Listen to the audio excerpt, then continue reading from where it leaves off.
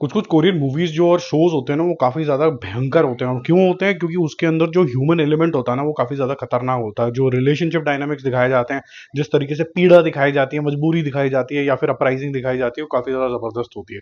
अब अपराइजिंग की बात हो रही है तो अपराइजिंग एक सी मूवी आई है, कोरियन पिक्चर है ये। और मैं ये बताऊं, जिन्होंने ज्यादा कोरियन नहीं भी देखा है उनके लिए बहुत सिंप्लीफाइड तरीके से बताया गया है और बहुत तेजी तेजी से चलती है मूवी, ठीक है तो ये कोरियन पीरियड ड्रामा, जिसके अंदर आप कह लीजिए कि पूरे जो एस्थेटिक्स हैं, उस टाइम के जो कैसल होते थे या फिर उस टाइम के जो थोड़े बंदरगाह टाइप की चीजें होती थी, वो सारी की सारी अटायर होते थे, बहुत अच्छे तरीके से दिखाया गया। यहाँ तक कि किंगडम दिखाने के लिए, जो किंगडम बहुत ही फेमस उनकी सीरीज है, बिल्कुल उसी टाइप का फ्लेवर आता है। तो बहुत ही अच्छे तरीके से इन्होंने सारे के सारे सेटअप किए हैं। तो यहाँ पर आपको दिखेगी बहुत अच्छी तरीके से पीरियड ड्रामा, फ्रेंडशिप में मिसअंडरस्टैंडिंग, और जो इनका आजकल लेटेस्ट ऑब्सेशन है वो है जापानीज इन्वेजन, जो कि एक्चुअली हुई भी थी, लेकिन जापानीज को एक तरीके से वो दिखाते हैं कि क्रूअल तरीके से, और कैसे ब्रेव सोल्जर्स ऑफ कोरिया जो है वो कहीं ना कहीं खड़े हो जाते हैं, जैसे कि इंडिया, पाकिस्तान और यूएस, रशिया, ये सब चीजें होते हैं, इनका अपना चलता रहता है। तो यहाँ पर आपको बहुत सारा राजापन भी दिखेगा और स्लेवरी भी दिखेगी। तो इसका न्यूक्लियस आता है स्लेवरी के ऊपर, कि दिखाया जाता है कि जी राजा साहब जो हैं वो काफ़ी ज़्यादा स्लेवरी वेवरी में बिलीव करते हैं। जो उनके सुपुत्र हैं वो मास्टर हैं एक और स्लेव पे, जो उसकी उम्र का ही है, लेकिन बहुत ही ज़बरदस्त तरीके से स्वॉर्ड वर्ड चला जाता है। ऐसा नहीं है कि मास्टर को नहीं आता, मास्टर को भी आता है, लेकिन जो ज़्यादा बढ़िया फाइटर है, वो स्किल्ड है, जो वो अपना हीरो है। और वो जो हीरो साहब हैं, उनकी और इनकी काफ़ी अच्छी दोस्ती है। तो ये थोड़ा सा बिलीव करता है कि चलो ठीक है, स्लेव है तो ठीक है, लेकिन फिर भी थोड़ा इक्वल ट्रीटमेंट करते हैं। और स्लेव का जो पूरा इंटेंशन है वो यही है कि अगर मैं इनको सर्विस करता रहा, फाइट जीतता रहा, इनको प्रोटेक्ट करता रहा, तो अल्टीमेटली मैं स्लेवरी से बाहर आ जाऊंगा। तो आप दो वर्ल्ड बहुत डिस्टिंक्ट तरीके से देखते हैं।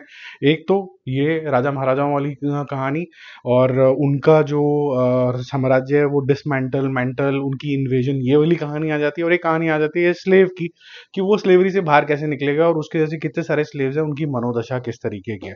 तो बिल्कुल भी टाइम वेस्ट किया नहीं जाता मूवी के अंदर, आपको फटाफट से दिखाया जाता है कि मतलब किस तरीके की स्लेवरी होती है, किस तरीके के उनके दर्द होते हैं, किस तरीके से उनके ऊपर अत्याचार होते हैं, किस तरीके से इन्वेजन की पॉसिबिलिटी है, किस तरीके से जो किंग है वो अपना साम्राज्य चला रहा है, किस तरीके से किंग जो है अपने बारे में सोचता है। ये सारी चीजों का एक सेटअप अच्छे से चलता है, और वहां ये दोस्ती जो होती है ये पनप रही होती है। आपको दर्द जो है स्लेवरी का वो फील कराया जाता है, किंगडम का जो ऑरा है वो दिखाया जाता है, यस मैन दिखाए जाते हैं, इन्वेजन की ब्रुटैलिटी दिखाई जाती है, और मूवी बहुत फास्ट पेस से आगे चलना शुरू हो जाती है।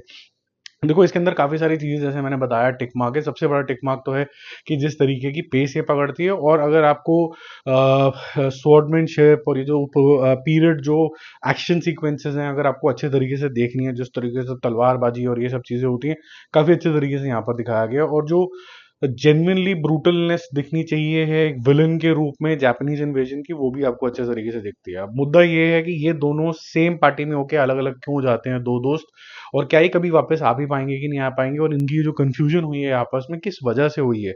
एक स्लेव है और उसके जैसे बहुत सारे स्लेव हैं, एक मास्टर है और उसका जो भी किंग है, उसके ऊपर इन्वेजन भी हुई है। ये दोनों अलग अलग रास्ते कैसे हो जाते हैं, ये सब चीजें आपको देखने को मिलेगी। इंटरेस्टिंग मूवी है, और इसकी हिंदी की डबिंग भी काफी ज्यादा मेरे को अच्छी लगी। तो काम का कि कोई नुक्स ढूंढने की इसके अंदर बात नहीं है। जिनको कोरियन मूवीज अच्छी लगती हैं उनको शायद अच्छी भी लगेगी, और जिन्होंने नहीं भी देखी है कोरियन ज्यादा चीजें, मेरे ख्याल से इसका जो टेम्पलेट रखा गया है वो बहुत सिंप्लीफाइड और फास्ट रखा गया है, कि ज्यादा आपको पॉलिटिकल अफेयर, ज्यादा आपको कोरियन कल्चर, ज्यादा आपको ये सब चीजों के बारे में घुसने की ज्यादा जरूरत नहीं पड़ेगी। It is almost like a Hindi film.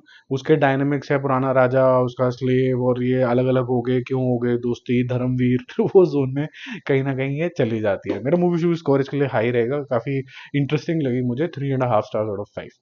Bye bye.